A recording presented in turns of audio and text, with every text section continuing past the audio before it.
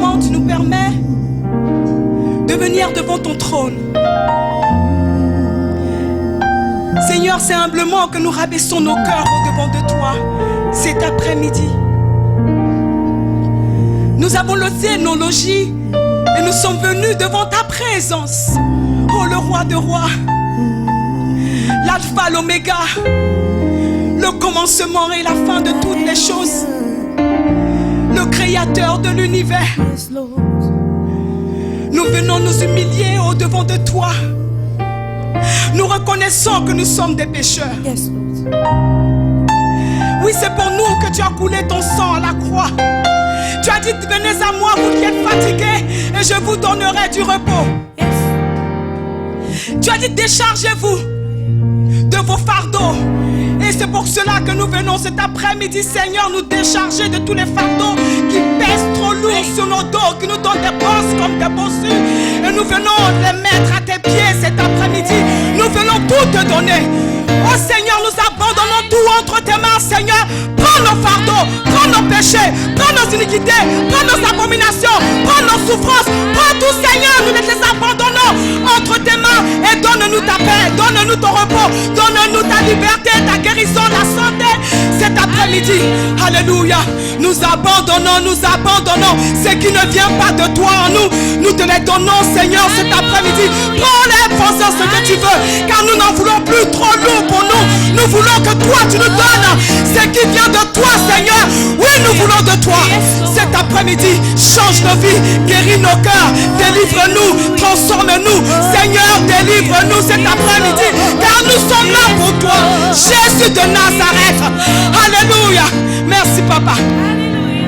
Saint-Esprit, la consolation de Jésus. Il a dit, je ne vous laisserai pas orphelin, mais il est préférable que je m'en aille. Je vous enverrai le consolateur. Il prendra ce qui est en moi et il viendra vous les enseigner. Esprit de feu, nous avons besoin de toi cet après-midi. Au milieu de nous, viens cet après-midi par ton onction et briser le joug de Satan dans nos vies. Viens enlever les écailles de nos cœurs, les écailles de nos yeux, que nous voyons la gloire du ressuscité. Enlève l'incrédulité de nos cœurs et ce soir que nous soyons convertis, que nous soyons transformés, que ce soir nous soyons renouvelés. Pour la gloire de ton nom. Au nom de Jésus. Si tu es prêt pour la parole, tu vas dire Amen. Un Amen très fort. Tu vas acclamer pour le Seigneur. Alléluia. Car il mérite tes acclamations. Alléluia. Il est celui qui te délivre. Il est celui qui te guérit. Si tu sais que Dieu a fait quelque chose pour toi, acclame son nom ce soir. Alléluia. Merci Seigneur. Merci. Soyez bénis. Alléluia. Vous savez, ces temps-ci sont des temps très difficiles pour l'Église et pour les enfants de Dieu. On entend un peu par-ci, par-là que l'ennemi frappe. Les maladies par-ci, par-là. Des attaques. Pour ceux qui ont le discernement, qui lisent la Bible, peuvent comprendre que nous approchons la fin. Les gouvernements prennent des lois homosexuelles. On permet ce qui est contredit dans la Bible. L'abomination grandit. Les guerres et les famines accroissent. Pour ceux qui ont la compréhension et qui lisent la parole de Dieu, qui suivent les prophéties de Jésus, savent que nous approchons les fins et que nous sommes en guerre. Alléluia. Mais cette guerre n'est pas contre les hommes ni les présidents que nous voyons. Alléluia. Ce soir, mon thème, c'est sache qui est ton ennemi. Sache et reconnais qui est ton ennemi. Amen. Pour cela, tu vas prendre la Bible. Notre référence, c'est toujours la parole de Dieu. Éphésiens 6, verset 12. Je vais le lire rapidement. Pour ceux qui ont l'habitude de lire la Bible, vont le trouver rapidement. Paul dit ceci à l'église d'Éphèse. Il dit, car nous n'avons pas à lutter contre des êtres de chair. Je lis la version Semeur. Mais contre les puissances, contre les autorités, contre les pouvoirs de ce monde des ténèbres et contre les esprits du mal dans le monde céleste. Amen. Je pense que la version Louis II donne un peu une autre version. Il dit car nous n'avons pas à lutter contre la chair et le sang. Amen. Et la version du semeur donne une autre version, mais qui est pareille, qui va dans le même sens. Amen. Paul ici parle du combat spirituel. Les combats que nous traversons tous les jours. Des ennemis qui se lèvent de gauche et à droite, des souffrances, des maladies, les divorces et toutes sortes de souffrances que les enfants de Dieu peuvent rencontrer sur leur chemin. Et il parle à cette église. Certainement, cette église traversait des périodes assez difficiles où il y avait peut-être des querelles ou des mésententes.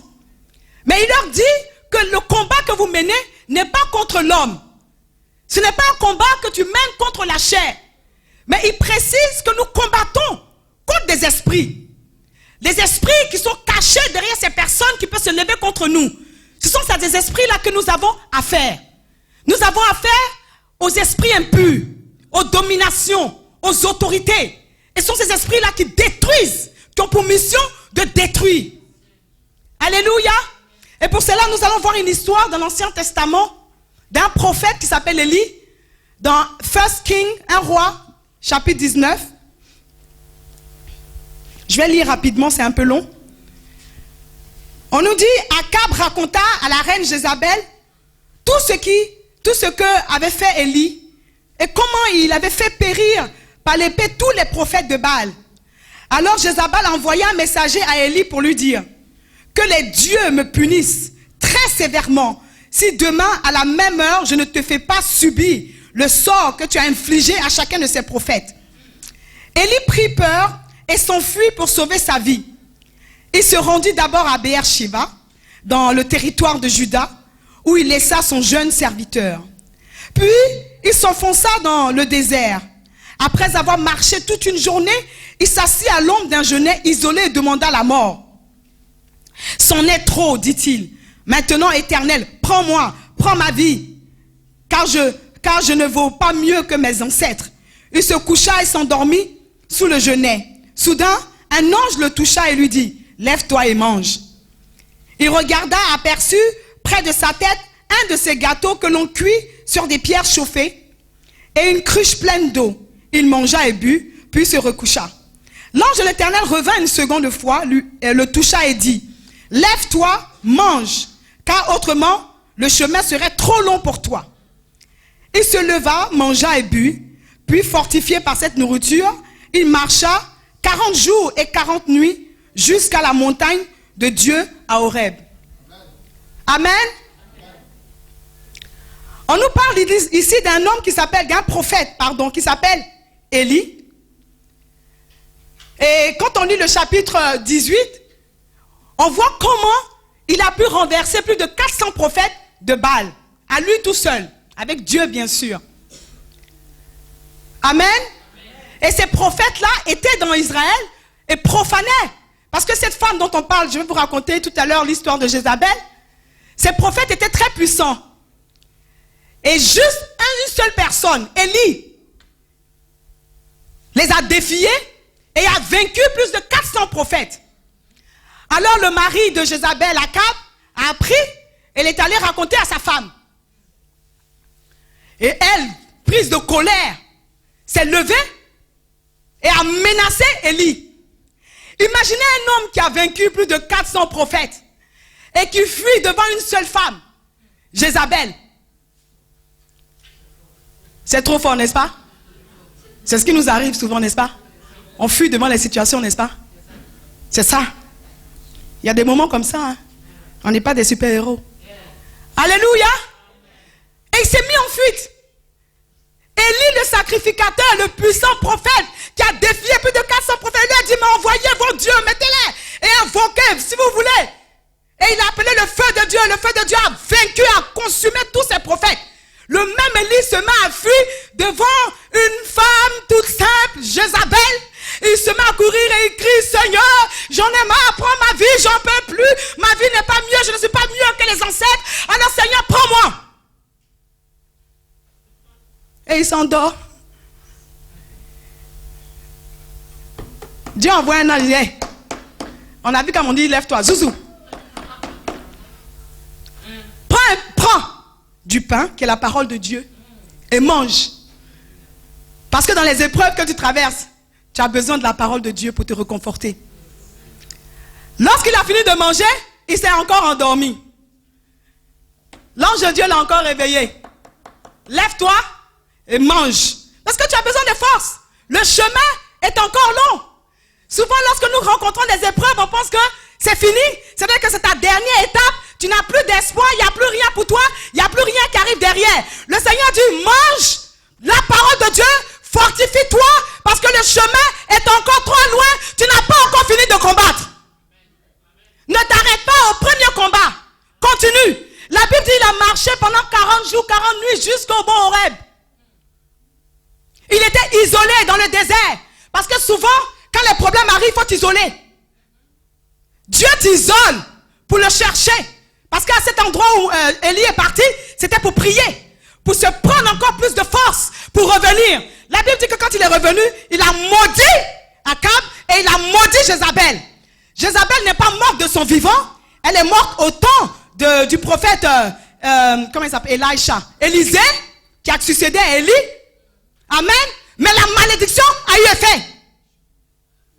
La malédiction que Élie a prononcée sur cette femme a eu effet. Pourquoi? Parce qu'il a écouté. Les gens disent qu'Élie a échoué. Élie n'a pas échoué. Il a fini sa mission. Souvent on veut fuir sans successeur. Quand les problèmes arrivent, on abandonne. On ne pense même pas à nos enfants. On ne pense pas à ceux qui sont avec nous. On ne pense pas aux enfants qu'on a laissés. Il dit, prends ma mort. Il a même abandonné son serviteur. Il dit, toi arrête-toi, c'est moi. J'ai fini mon combat. Sans héritage, sans instruction, rien, à cause d'une femme. Mais cette femme n'est pas une femme naturelle. L'esprit, parce que les gens appellent l'esprit de Jézabel. L'esprit de Jézabel n'existe pas. Jézabel, c'est le nom d'une femme. Il y a un esprit qui est derrière Jézabel. C'est cet esprit-là qui a agi, qui a menacé Élie. Élie était un prophète, donc il voyait dans le monde spirituel. Il a vu l'esprit qui était derrière. Alléluia. Paul dit, nous n'avons pas à lutter contre la chair et le sang. Nous luttons contre les principautés. Alléluia. Jézabel était la fille d'un prêtre et roi. Le roi de Tyr. Un grand idolâtre, un sorcier. Et Ézéchiel, la Bible nous parle du roi de Tyr qui est comparé à Satan. On nous compare Satan, la Bible nous compare Satan au roi de Tyr. Donc vous imaginez quel esprit qui était derrière le père de cette Jézabel que le roi Akab, roi d'Israël. Toi, roi d'Israël, tu vas faire alliance avec une fille d'un prêtre vaudou. Et c'est au temps de ce roi Akab que les murs de Jéricho ont été reconstruits. Les murs que le peuple d'Israël a brisés au temps de ce roi Akab qui a fait rentrer l'idolâtrie dans Israël. Il a accepté les dieux de cette femme qu'il a épousée. Elle avait plus de 450 prophètes de Baal et plus de 400 prophètes d'une déesse qu'elle adorait. Ce n'était pas une femme simple qu'il est parti marier. Souvent, nous faisons alliance avec des personnes qui ont des démons dans leur vie, qui sortent des familles d'idolâtrie. On fait alliance, on ramène la malédiction dans le temple de Dieu. Israël était un lieu sacré. Faisons attention à ce que nous faisons. Faisons attention avec qui nous marchons, avec qui nous faisons affaire, avec qui nous tissons alliance. Car sans le savoir, tu iras tisser alliance avec Satan. Cet homme, par politique, a fait alliance en voulant faire alliance avec les Sidoniens, a marié cette fille. Dans l'Ancien Testament, les gens faisaient des mariages comme ça d'alliance. Mais Israël était pur. Et Dieu leur a commandé de ne pas se mêler aux peuples étrangers, de peur de ramener leurs idoles. Donc l'esprit qui animait cette femme, le démon de Tyr qui animait cette femme, c'est cet esprit-là qu'Élie a vu et qu'il a fui. Ce n'est pas cette femme elle-même. La preuve, elle en est morte. Elle est morte après. Donc Jézabel n'est pas un démon, comme nous appelle l'esprit de Jézabel. Parce qu'un démon ne meurt pas. Nous les évangéliques, on a tendance à trouver des démons partout. Esprit de Jézabel, donc on appelle les femmes esprit de Jézabel, qui est un esprit qui n'existe pas. Cette femme était animée d'un esprit d'idolâtrie. C'est la pure sorcellerie, l'idolâtrie. Elle avait pour objectif de compromettre tous les prophètes en Israël. Son mari a accepté qu'elle fasse des temples de Baal à Israël. Faire rentrer des dieux étrangers dans ta maison. Alors, elle éteignait tous les prophètes. Ces démons qui étaient là éteignaient tous les prophètes. Et il y a eu beaucoup de prophètes de Dieu qui sont corrompus, qui ont abandonné et qui ont commencé à se prosterner aussi devant le Dieu de Baal. Alléluia. Quelle que soit l'erreur que tu as commise, il n'est jamais tard. Si tu es parti tisser des alliances avec des gens bizarres, bizarroïdes, dès que tu te rends compte que tu es dans une totale souffrance, j'ai pas envie de dire un gros mot. Amen. Il n'est jamais trop tard pour revenir. Notre Dieu est un Dieu d'amour. Mais Akab n'a pas voulu la miséricorde. Il a préféré, puis c'est lui qui rapporte. Toi, roi d'Israël, hébreu, juif, c'est toi qui vas trouver une Sidonienne. Et tu vas lui dire, tu sais, Élie est venu, et il a tué tous les 400 prophètes qui étaient là. Un mari, moi non, comme ça il te divorce. Moi non, quand il ne te marie pas. Ton mari, c'est toi qui as venu me rendre compte si c'est quel autre affaire à tuer les prophètes. Il dit, hé, Jézabel, tu sais quoi? Elle dit, hein? Parce qu'elle était très autoritaire. Tu dis quoi? Hey, c'est ce qu'Élie a fait aujourd'hui. Je n'étais pas là, mais j'essaie d'imaginer la scène. Et moi, quand je lis la Bible, j'essaie un peu d'imaginer un peu ce qui s'est passé. Alors, elle dit, mais il a fait quoi? Bon, avec un ton autoritaire. Parce que son nom signifie un peu mari. Quand tu fouilles un peu dans l'explication de son nom, il y a mari. Dedans, un mari, un husband. Donc, elle était un homme en femme. Il y a des femmes comme ça, tu les rencontres, tu es cuit, elles vont te botter. Alléluia. Elle dit, Élie a fait quoi?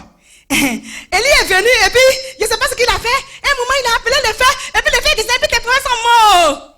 Elle dit, qui devant moi? Elle dit, oui, Élie, il est là-bas. Elle a dit, à un de ses mages, viens. Elle dit, va trouver Élie. Dis à Élie que je jure au nom de tous mes pères là. Ce qu'il a fait aujourd'hui là, il ne va jamais m'oublier.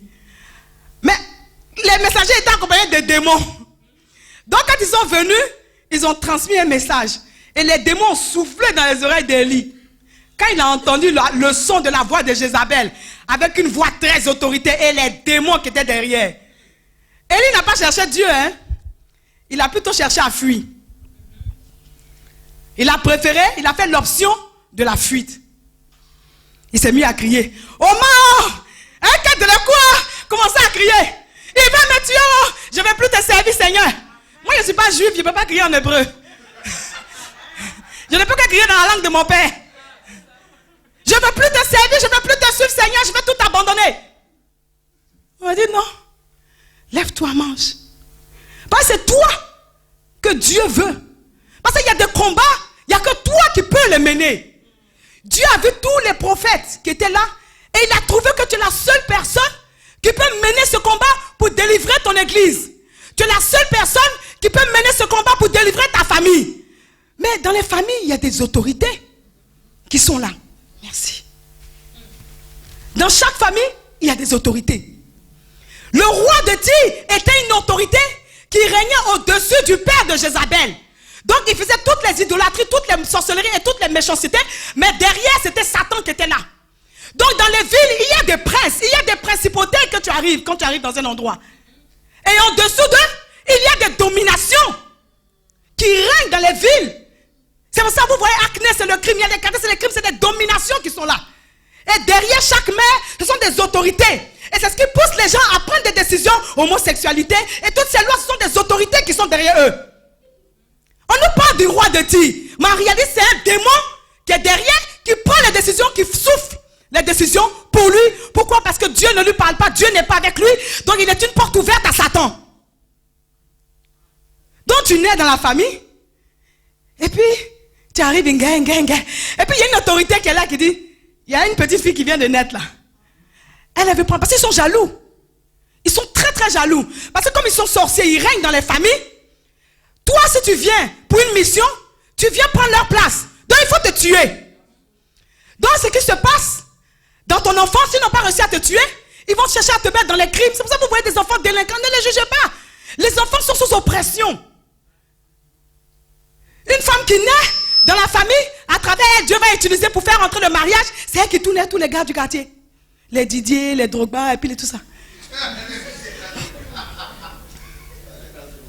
Ou bien quelqu'un que Dieu a choisi dans la famille à travers, il va le bénir.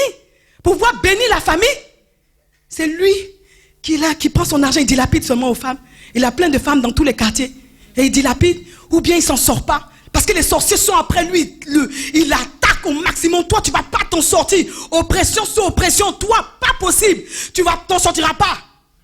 Donc quand les parents n'ont pas donné leur vie à Dieu, ils ne savent pas ce qui se passe. Ils ne prient pas. Donc ils n'ont pas les yeux ouverts. Ils jugent. Donc quand tu sors d'une famille où la sorcellerie est très forte, mets ta ceinture. Attache ton kéoua. Parce qu'il y a un combat que tu vas mener. Ils vont t'oppresser au maximum. Moi, je sors d'une famille, la sorcellerie est tellement forte. Jusqu'en 92, j'étais une enfant exemplaire. J'allais à l'école à l'heure, j'étais polie, je respectais les gens. Et puis, bon, j'avais décidé d'être bonne soeur, je ne sais pas pourquoi. Mais après 92, ma mère a décidé de me ramener en Côte d'Ivoire. On dit on va aller laver les tombeaux, tu vas parler. Parce que j'ai vu mon père en rêve. Bon, je n'étais pas chrétienne, on ne sait pas si c'était un démon. À l'époque, quand tu vois les morts, tu pensais que ce sont tes parents. Donc j'ai vu mon père qui m'appelait. Parce que j'ai été adoptée. Donc comme j'ai été adoptée, mon nom a changé. Mais qui m'appelait par mon nom de naissance. Et puis je disais non, c'est pas comme ça que je m'appelle. Et je donnais mon nom d'adoption. Il dit non, il s'est fâché, il m'a griffé. Et quand il m'a griffé, je me suis réveillée le matin, il y avait des griffes. Donc moi j'ai été dire, voilà le rêve que j'ai eu. Bon. Je commençais à sortir, donc je me cachais à la cave pour mettre les bouts d'oreilles et le maquillage pour sortir. Donc, ils ont utilisé ça pour me ramener à Biguin. Ils m'ont menti en disant que il fallait qu'on aille parler sur la tombe de mon père. Donc, quand ils m'ont amené, ils m'ont laissé 6 mois. Quand j'ai fait 6 mois, je suis revenu. Je suis devenu autre chose. La petite élève qui allait à l'école, qui était polie, était devenue impolie à l'école. Donc, quand le maître parle, je dis 4, 5, 6. Et j'étais là en train de suivre les petits arabes, je volais partout, la police appelait toujours. Votre fille est ici, venez la chercher. Elle arrive, elle me frappe, ça ne faisait rien. Parce qu'il arrive un moment, le coup ne faisait plus rien. Donc je savais la punition, je savais qu'on allait me frapper. Donc j'attendais. Sur ça, il ne faut pas trop frapper les enfants. Il faut les punir, mais à un moment, il faut leur parler, il faut prier pour eux. Parce que quand un enfant est habitué au coup, il s'apprête, il donne la main. Donc moi, on me tape et je donne. Tu as vu mes frapper, je sais que les sujets sont sortis. Et je faisais que des bêtises. J'étais attiré que par des mauvaises personnes. J'étais rentré dans la fraude. J'étais devenu grave et j'étais devenu un cerveau. Même dans la fraude. J'étais devenu autre chose. Mais dans mes rêves, j'étais pasteur. C'est ça qui était bizarre. Ben, c'est la chose qui ne va pas dans ce que je faisais. J'étais pasteur. Et les policiers, quand ils contrôlent, ils disent, tu t'appelles comment? Je dis Esther. Tu fais quoi? Je dis, je suis pasteur. Il dit, oui, c'est toi qu'on attend, monte dans ton train. Et puis je me réveille, je dis, c'est là, ils sont malades ou quoi? Moi, pasteur. Les pasteurs pauvres, les costumes serrés, qui n'ont rien à manger. Moi, j'aime trop l'argent. Un métier comme ça, je ne peux pas faire. Et je faisais bêtise sur bêtise. Tellement je faisais des bêtises que la famille ne savait plus quoi faire de moi. Et attiré par l'argent, attiré par des choses bizarres, jusqu'à ce que j'ai failli rentrer dans la franc-maçonnerie. C'est mes rêves qui m'ont sauvé. Oh, ils avaient posé quelque chose sur moi quand je suis arrivé en Côte d'Ivoire. Et tous mes rêves, je voyais, on me donnait des trucs à manger, on me faisait des trucs bizarres. Donc quand je suis revenu, j'étais devenu autre chose, une autre personne. Jusqu'à ce que le Seigneur m'appelle. Et qu'il me délivre pour le servir. Et aujourd'hui, grâce à Dieu, les prières, quand il y a quelque chose qui doit se passer dans la famille, on m'appelle pour prier. Vous voyez, il y a des autorités dans les familles. Dans ces autorités-là, quand tu vois l'étoile, quand Jésus est né, les berges, ils ont vu, les mages ont vu l'étoile. Ils sont allés dire à Hérode, Hérode a dit le roi des Juifs. Or, à Rome, on avait décrété que c'était Hérode qui était le roi des Juifs. Alors on parle d'un autre roi des Juifs, il ne sait pas ce que c'est. Donc il a décidé que tous les premiers-nés jusqu'à un certain âge doivent être tués. Parce que pourquoi un roi va venir prendre sa place? Hérode était devenu maintenant une autorité. Satan était rentré dans son cœur pour tuer le roi des Juifs qui allait venir. C'est pour cela que ta vie est compliquée. Parce que tu es sorti d'une famille, il y a une autorité qui n'est pas contente de toi. et surtout que tu as donné ta vie à Jésus, tu deviens leur ennemi numéro 1. Ils vont t'oppresser au maximum jusqu'à ce que tu abandonnes. Donc ton rôle, ce n'est pas de chercher la sorcière, le tonton ou la tata, ou la grand-mère. Mais tu as affaire, comme Paul le dit, aux dominations, aux principautés, aux esprits méchants dans les lieux célestes. C'est à ces esprits-là que tu as affaire. Et Dieu, l'ange dit à Élie, lève-toi et mange. Prends la parole de Dieu. Élie, commence à prier. Lève-toi contre ces autorités-là. Quand ton foyer va mal, tu parles, ton mari ne t'écoute pas. Tu parles, ta femme ne t'écoute pas. Mets-toi en prière. Lève-toi. Cherche la parole de Dieu. Une histoire que tu as vue qui est similaire. Parce qu'il n'y a rien de nouveau. Tout ce que nous rencontrons, il y a toujours quelqu'un dans la Bible qui est passé par là. Et commence à lire la parole de Dieu. Trouve une histoire qui est similaire à la tienne. Et commence à t'approprier cette victoire que cette personne a eue. Et commence à rentrer dans la présence de Dieu. Et commence à combattre ces dominations, ces principautés, tous ces esprits dans les lieux célestes qui se lèvent contre toi, dans ta famille, dans ton travail, quel que soit le lieu où tu te trouves, tu te lèves contre eux au nom de Jésus. Moi je dis, depuis qu'ils sont en train de me tuer, qu'ils n'ont pas tué, c'est que les sorciers sont nuls.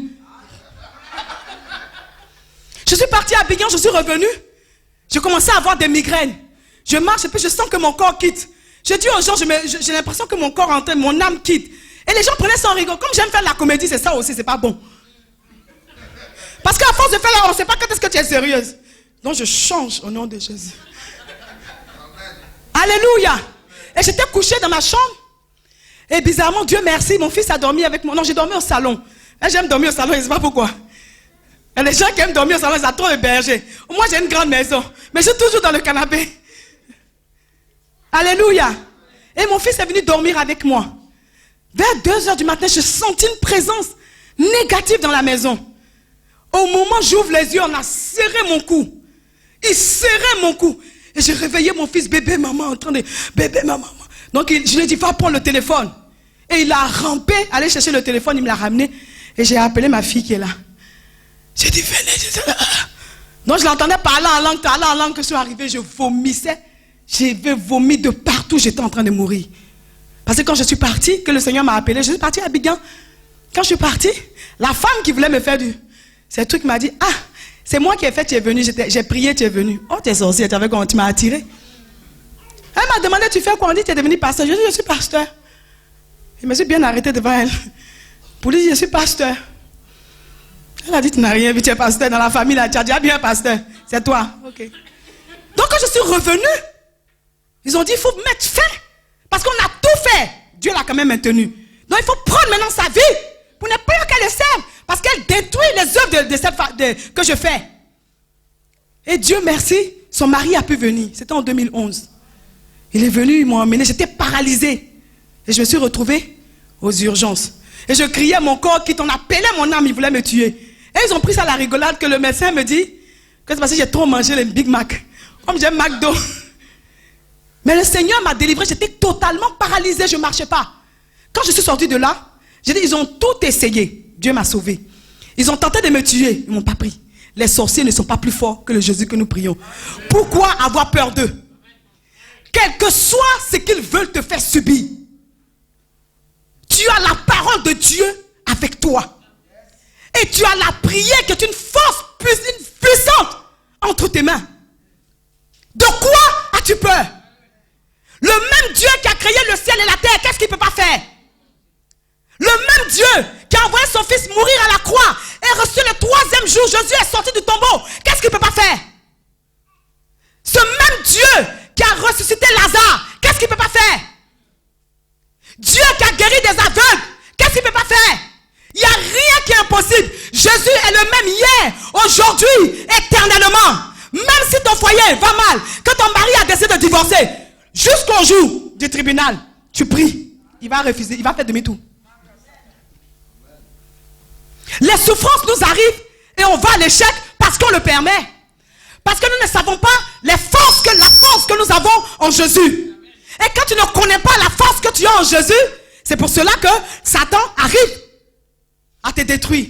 Souvent, ce n'est pas la force à Dieu. Lorsque Daniel a prié, la Bible dit que l'ange est descendu. Quand Gabriel est venu, il a dit à Daniel, dès le premier jour, tu as ouvert la bouche pour prier. Le Seigneur a ordonné, mais j'ai été maintenu pendant 21 jours par le roi de Perse.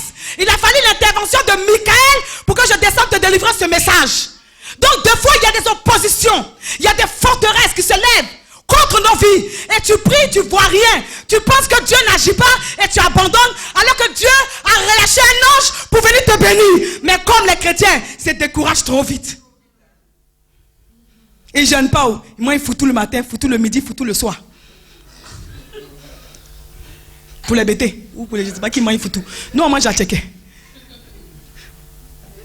On ne prie pas. Et on ne jeûne pas. Jésus a dit ce genre d'esprit là. Quand c'est trop fort, quand l'oppression est trop forte et que tu as eu la foi n'a rien donné, même si la foi déplace des montagnes, des fois à la foi il faut rajouter la prière. Et si la prière simple que tu as faite n'a rien donné, dans ce cas tu dois arrêter de manger ta nourriture, te libérer pour t'humilier devant Dieu et aller contre tes ennemis. Je vous chasse au nom de Jésus. Toute forme de sorcellerie que vous faites contre moi, je les détruis par le nom puissant de Jésus. Je détruis vos forteresses. J'envoie le feu de Dieu qui vous consume au nom de Jésus. La même force qu'Élie a eu pour envoyer le feu sur les prophètes de Baal, tu prends cette même force-là pour attaquer les démons. Tu les lis proprement. Tu les chasses de ta vie. Tu envoies le feu de Dieu pour les consumer proprement, détruire les œuvres au nom de Jésus. Tu as fait ça, mon frère. Pendant 1 mois, 2 mois, 3 mois, quelque chose va se passer. Moi, on m'a dit, j'en fantais pas. Hein? Je dis, moi, Esther, elle me regardait. Je suis rentré dans un jeûne. 21 jours, je buvais que l'eau. Je dis, mes entrailles vont être libérées et j'aurai un enfant. Je suis allé devant le Seigneur. Le Seigneur, tu m'as dit, si je me marie, tu vas me donner un enfant. Donc moi, depuis là, je ne vois rien venir. Je suis ce qu'il faut suivre. Enfant, viens pas. Donc je viens, je prie. Donc je dis, ok, j'ai fait un vœu. Je dis, si tu me donnes un enfant comme Anna, je te le consacre. Le vœu n'a pas donné quelque chose. Oh, Dieu écoutait toujours. Certainement, il avait envoyé un ange, mais rien ne se passait. Alors, je dis, je vais rentrer en jeûne. Et je suis rentré dans un jeûne de 21 jours. Ah oh, je buvais que de l'eau. Et je priais sans cesse. Quand j'ai fini, quelques temps après, j'étais enceinte, je ne savais pas. Donc je vais au travail, j'ai le vertige. J'ai dit, ah, c'est peut-être le jeûne qui me fatigue. Je n'ai même pas pensé même à une grossesse. Et comme j'avais un fibrome qui avait grossi, je pensais que c'était ça. Donc je suis allé voir le médecin. Et je lui ai dit que j'ai mal au ventre, j'ai très mal. C'est peut-être le fibrome. Il a dit, bon, allez faire une ordonnance, allez voir le médecin. Si le fibrome a grossi, on va vous opérer. J'ai dit, ok. Donc je suis allé faire la radio. Le monsieur me demande pourquoi je suis venu. Je dis, non, il y a un fibrome dans mon ventre. Il dit, non, qu'il n'y a pas de fibrome. Je dis, je vous dis, monsieur, qu'il y a un fibrome dans mon ventre. De quoi vous parlez? Il dit, non, que vous êtes enceinte. Je dis, non, monsieur, il y a un fibrome. Et j'insistais. Des fois, Dieu nous regarde, il a pitié de nous. Notre incrédulité est terrible. Et il a dit, allez faire la prise de sang. Quand je suis allé faire la prise de sang, j'étais enceinte. Donc tout l'été, mon ventre était dehors. On dit, Africain, montre pas son ventre. Moi, je l'ai montré. Pour montrer qu'il n'y a pas plus grand que notre Dieu. Les sorciers, ils sont là. C'est la vérité. On ne peut pas les nier. Chacun a son métier. Il faut bien que les gens soient sorciers. Chacun choisit son métier. Hein? Non, qui vont à l'école, ils sont médecins. D'autres vont à l'école, ils sont avocats. D'autres sont docteurs. D'autres sont, je ne sais pas quoi, caméraman. Et puis d'autres ont décidé, non, moi je prends la facilité, sorcier. Tu n'as pas besoin de diplôme pour ça. Tu n'as pas besoin d'expérience professionnelle. Tu n'as pas besoin d'être grande, d'être gros, d'être petit. Il suffit juste de ta volonté. Et puis on te donne. Et puis la nuit tu voles. Tu ne payes pas de billets. C'est gratuit. Tu peux venir à Londres, tu peux aller aux États-Unis, tu peux aller en Chine, même les pays même on n'a jamais vu. Toi tu peux aller, tu visites et puis tu rentres chez toi. Si tu as désir d'aller faire du mal à quelqu'un, c'est pas gratuit, c'est gratuit. Tu ne payes pas de billets, il n'y a pas de visa. Donc les sorciers connaissent les États-Unis, ils ne vont pas à l'ambassade. Et puis maintenant nous on a choisi notre métier, enfant de Dieu. Et puis malheur pour eux, ils nous trouvent sur leur chemin. Ben, chacun choisit son métier. Nous on a choisi d'être enfants de Dieu pour les arrêter. Comme les policiers dehors qui arrêtent les voleurs à Peckham. Nous on a décidé de les arrêter. Donc les petits sorciers qui décident de prendre son avion, qui a quitté Grand Laou et qui décident qu'il va visiter Londres, Enfield où je suis, ou bien Big Country, mais je suis là pour l'arrêter et puis je vais les mettre en prison. Ben, chacun son métier. Et c'est ce que toi tu as décidé de faire. En donnant ta vie à Jésus, tu décides de rentrer dans l'armée de Dieu. Nous sommes dans une armée. Nous sommes dans une guerre. Les chrétiens ne savent pas qu'ils sont en guerre, mais nous sommes en guerre. Parce qu'il y a des dominations qui sont levées contre nous. Vous savez que Satan a été projeté sur la terre et il a décidé de prendre la terre en possession. Dieu nous a placés, ça ne lui plaît pas. Il est fâché.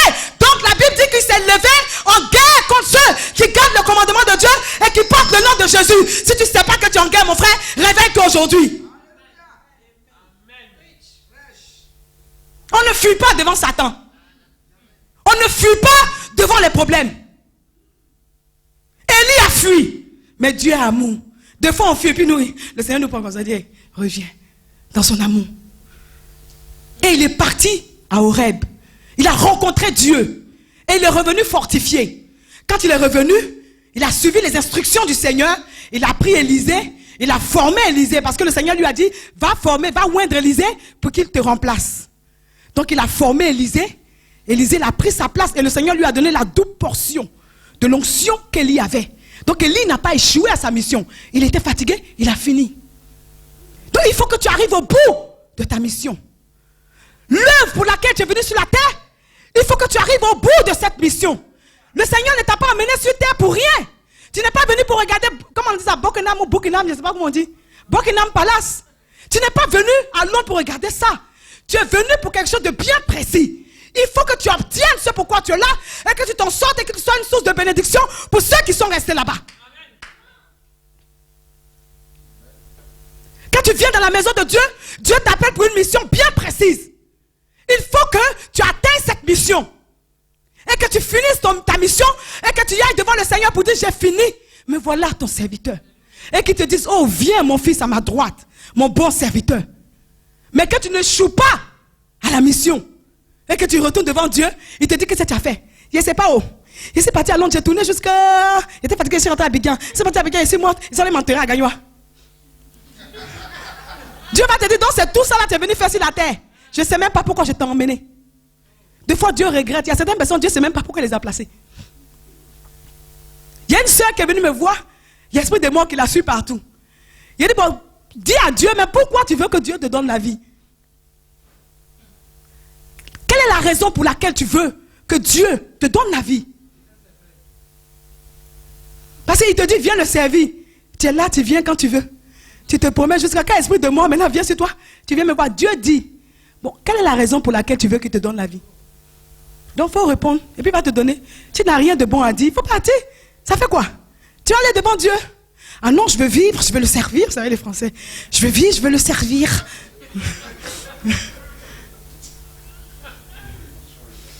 Je veux rester, je veux faire que ce que Dieu veut que je fasse, je ferai. Quelle est la raison pour laquelle tu es à l'église? Quand Dieu t'appelle, il te dit Esther, je veux que tu ailles faire ça. Il a vu ton caractère et il t'a donné. Et puis quand les problèmes viennent, tu oublies que tu aimes Palab. Et puis tu fuis. Élie aimait Palab. Emmenez-vous vos prophètes là ici. Je suis sûr que c'est ce qu'il faisait. Emmenez vos prophètes de Baal, emmenez-les. Et puis dites-les, emmenez votre Dieu, appelez-les là-bas parce qu'ils vont faire. Jézabel a fait, il a changé. Moi, je ne sais même pas pourquoi. Mais tu aimais Palab. Il faut continuer la mission. Souvent l'oppression est tellement forte qu'on délire. Et ça arrive à chacun de nous. Moi je suis passé de dépression sur dépression. J'ai eu tellement de combats. J'ai perdu beaucoup de choses. C'était dur, je pleurais dans le métro. C'était les païens, les Anglais, je ne les connais pas, qui me consolaient.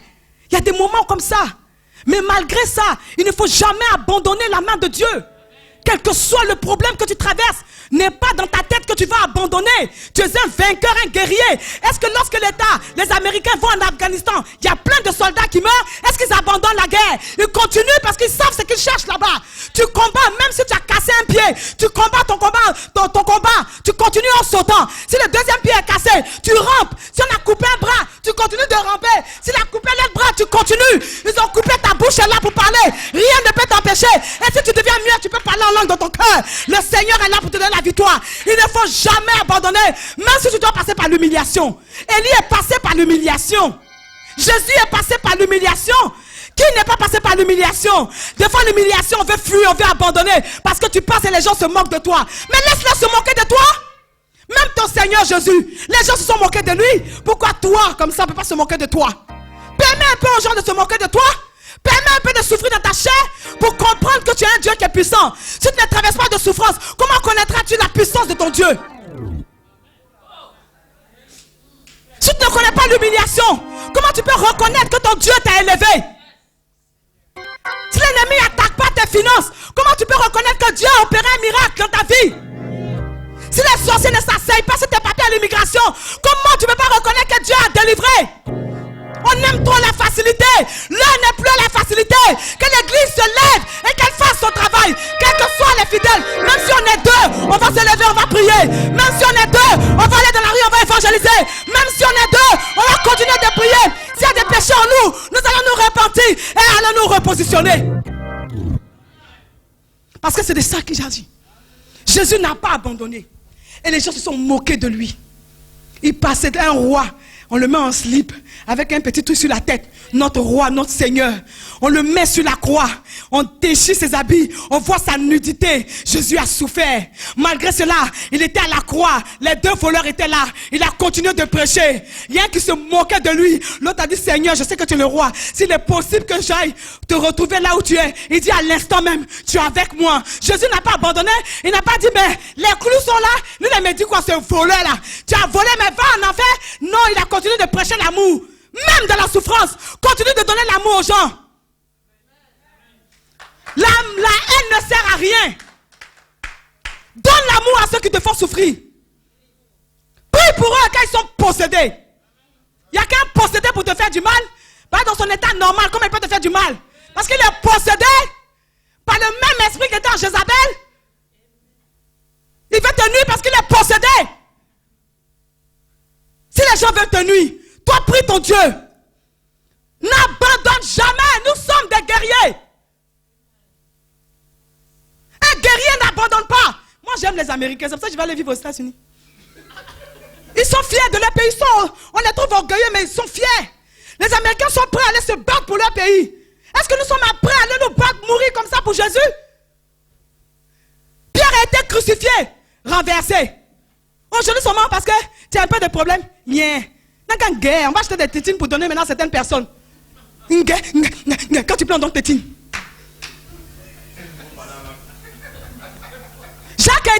Étienne a été lapidé. Paul est mort en prison. Tous ses disciples, aujourd'hui nous lisons leurs livres. Ils sont morts pour que l'évangile de Christ soit prêché. Aujourd'hui nous ne sommes pas persécutés. Nous venons en 4x4. On a une quoi comme voiture là ma fille? Q7, Audi. Et puis on marche dans la rue. Quand les petites voitures viennent nous élever, hey, tu vois pas qu'on a un Q7, toi tu as Fiat et puis tu fatigues. On n'est pas persécutés puis on pleure. On a le bus. Les Pauls, ils ont galéré, on les cachait dans les paniers parce que les gens voulaient les tuer. Aujourd'hui, qui va te tuer? Tu es libre d'aller t'arrêter dans la rue pour prêcher. Mais tu ne veux pas le faire. On a moins de persécutions aujourd'hui, mais c'est nous qui ne voulons pas servir Dieu. Les sorciers sont au village. Toi, tu es en ville. Tu as un talon, ils ont tapette. Et toi, tu pleures. Ils t'énervent un peu, tu marches sur eux. Hein, tes talons? Regardez mes talons. Tu écrases leur tête. Jésus t'a donné le pouvoir de marcher sur eux. Et tu pleures. Pourquoi? L'heure n'est plus aux pleurs. Il faut se armer de toutes les armes. Paul dit, armez-vous de toutes les armes de Dieu. Parce que nous sommes des guerriers. Nos armes ne sont pas physiques, mais elles sont puissantes pour renverser des forteresses. Ne laisse pas Satan te torturer. Ne laisse pas un petit sorcier te torturer. Tu es là, il te torture, puis tu pleures. Alors que lui, il prend plaisir à ta souffrance. Mais prends plaisir aussi à le faire souffrir. Prie contre lui. Lève-toi très tôt le matin, arrête de dormir jusqu'à midi. Et tu pries. Ça va pas. Ferme Facebook. Les Facebookers comme nous autres. Tu fermes pendant quelques jours. Et tu cherches la face du Seigneur. Mais Seigneur, ça va pas. Qu'est-ce qui se passe? Je trouve que tout ce que je touche ne marche pas. Et le Seigneur va te dire, tu es dans cette ville, je ne veux pas. Quitte. C'est que tu fais. Voilà ce que tu fais qui ne me plaît pas. Abandonne. Tu dis, Seigneur, pardonne-moi. Ton sang me lave. Et tu te repositionnes. Pierre a marché avec Jésus pendant plus de 3 ans. Il a trahi Jésus. On n'est pas des super-héros, il nous arrive de faire des erreurs. Répands-toi et abandonne ton chemin. Et continue le combat. Le diable est venu tenter Pierre parce que Jésus a dit à Pierre, tu es la pierre sur laquelle je bâtirai mon église. Satan dit, pas question que l'église de Christ soit bâtie. Il faut que je fasse tomber celui-là qui est honte et qui va dire non, j'abandonne. Si Pierre avait dit j'abandonnerai pas, j'abandonne, on n'aurait pas eu d'église aujourd'hui. Pierre a trahi Jésus publiquement. Et quand tu lis Jean 20, il était nu parmi les autres disciples. Un grand garçon costaud comme ça, nu. Tu te promènes. C'est l'humiliation. Mais Christ est venu et il a remis sa place. Et le livre de Actes, c'est Pierre qui a commencé à prêcher l'évangile. Jusqu'à même, on prenait des tissus, on mettait sur les gens et ils étaient guéris. Quelle erreur tu as fait que Dieu ne peut pas pardonner? Repositionne-toi, répands-toi, il va te pardonner et remets-toi sur le chemin dans lequel tu dois être. Le diable n'attaque pas n'importe qui, hein? Je vous dis la vérité. Il y a des gens, même le diable voit, il dit oh. Il n'a même pas envie de les toucher parce qu'il ne les effraie même pas. Et puis toi, le diable a peur de toi comme ça. Parce que quand tu te lèves le matin, tu pries. On dirait une lionne. Le diable dit non, celle-là mes frères, il faut que j'aille serrer son cou. C'est pour ça qu'il vient vers toi. Sinon, si tu es inutile, là, il va faire quoi avec toi? Il va faire quoi avec toi? Moi, si tu n'as rien à me donner, il fait quoi avec toi? Notre amitié, là, on est là, on est cause. Il s'intéresse seulement. Je ne trouve rien en toi. Moi, je choisis mes amitiés. Hein. J'ai choisi les gens, je peux causer. Parce que tu ne m'apportes rien. On cause jusqu'au matin. Je vois que ta causerie ne me donne rien, je n'apprends rien. Mon cher, chacun se sépare. Bon, c'est bon, c'est salut, tu es ma soeur en Christ. Mais à part ça, là. Mon cher. Il y a des gens qui m'écrivent sur Paris. Quand tu viens sur Paris, tu ne m'appelles pas. Mais je ne sais pas si toi et moi, on s'est dit. C'est ça le problème, c'est même pas ce qu'on va se dire. Bon, on va causer, on va aller s'asseoir, on va manger. Tu sais, le pasteur l'a fait, c'est ça. L'autre l'a fait, c'est ça. La celle l'a fait, c'est ça. Bon, moi, en ce moment-là, ça ne m'intéresse pas. Parce que j'ai trop de problèmes, je cherche à régler ma vie. Non, je cherche la face de mon Dieu. Donc, isole-toi de tout ce qui peut t'empêcher d'évoluer. S'il y a des amitiés qui t'arrangent pas, c'est pas toi, ça fait quoi? Il y a plein d'amis sur terre. Pourquoi forcément tu veux te coller aux amis? Est-ce que quand tu quittais ton village, tu venais, vous étiez amis? C'est ça le truc. On veut se coller à des personnes alors qu'on ne les connaissait même pas au pays. Alors que tu peux encore trouver d'autres amis encore. Mieux. Il est temps qu'on change. Il est temps qu'on se repositionne. Il est temps qu'on prenne notre place. Car Dieu a fait de nous ses enfants. Il dit à tous ceux qui l'ont accepté, il leur a donné le pouvoir de devenir enfants de Dieu. Tu te rends compte que tu es un enfant de Dieu? Un représentant de Dieu sur terre? Mais tu ne dois pas marcher la tête baissée. Quand tes chaussures sont décollées, tu colles un peu, puis tu continues comme s'il n'y avait rien. Et tu marches avec fierté, pas orgueil, mais fierté. Parce que le roi des rois vit en toi par son esprit. Tant que tu n'as pas pris conscience que Jésus vit en toi, tu seras toujours un perdant. Tu vas accepter d'être une perdante. Moi, je refuse. Hein. Si j'ai perdu, je dis ok, c'est pas grave, demain j'ai gagné. Je ne laisse jamais le découragement à ma tête. Parce que quand je faisais ça, je souffrais trop. Et si les gens parlent de toi, laisse-les parler. Avant, je me cognais au mur. Le problème était là. Mon cher, continue le problème. Tu as ton alliance avec Dieu. Bouge tes oreilles au on-dit des gens. Et ouvre tes oreilles à l'esprit de Dieu. C'est lui seul qui te connaît. C'est lui seul qui peut te guérir. C'est lui seul qui peut te transformer. Parce que les gens qui se moquent de toi, ils ne peuvent rien faire pour toi. Bizarrement, ceux qui se moquent de toi là, ce n'est pas eux qui t'aident. Ils te laissent, ils t'enfoncent même. Et ils te critiquent. Il y a des hommes qui sont sorciers. Pour rien comme ça, ils sont dans l'église. Eux sont là, leur rôle c'est d'enfoncer les gens. Ils ne font pas la sorcellerie la nuit, mais c'est la journée. Et c'est encore plus grave la sorcellerie de jour. En plein jour, ils t'ensomment, ils te tuent, ils t'enterrent. Ils ne font rien. Oh, tu as péché, lui là, oh, il a péché, je vous dis. Lui là, oh, c'est qu'il a péché. Oh, lui là, c'est qu'il a péché. Oh, péché, péché, péché, et péché, péché. Mais il ne va pas venir te dire, oh mon frère, voilà ce que tu as fait, c'est pas bon. Tu sais, c'est pas bien, ça peut te tuer. Il ne va pas intercéder pour toi. Hein. Il va faire comme Jonas. Lui-même, il veut que Dieu te châtie. Parce que Jonas est parti à Ninive. Le peuple s'est repenti, Jonas s'est fâché. Parce qu'il y a des gens, tu n'as pas le droit de te repentir. Hein. Parce que tant que Dieu t'a pas châtié, ils ne verront pas la main de Dieu. Jonas est parti. Le peuple s'est repenti, Jonas s'est fâché. Mais pourquoi tu as pardonné à ce peuple-là? Mais aïe, tu es parti prêcher. Ils se sont repentis. Mais non. Il est assis sur un arbre, la feuille morte, il se plaint. Oh Dieu, pourquoi tu as tué la feuille? Dieu dit, ah, tu pleures pour une feuille. Mais pour les êtres vivants qui étaient là, tu ne pleures pas. Et c'est comme ça beaucoup d'enfants de Dieu sont. Quelqu'un a péché. Il s'est repenti. Non, il faut que Dieu le frappe. Il faut que tout le monde l'abandonne. Personne ne doit rester avec lui. comme ça, il saura que Dieu n'est vraiment pas avec lui. Et puis il va se repentir. Alors que tu peux prier pour que le Seigneur lui ouvre le cœur et qu'il se repente. Notre but, ce n'est pas de tuer les soldats de Dieu.